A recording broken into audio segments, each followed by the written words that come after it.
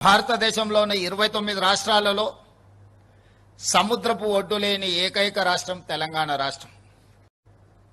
భారతదేశంలోని 29 రాష్ట్రాలలో సముద్రపు ఒడ్డు లేని ఏకైక రాష్ట్రం తెలంగాణ రాష్ట్రం.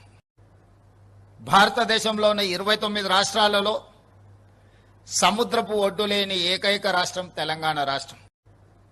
భారతదేశంలోని 29 రాష్ట్రాలలో సముద్రపు ఒడ్డు లేని ఏకైక రాష్ట్రం తెలంగాణ రాష్ట్రం.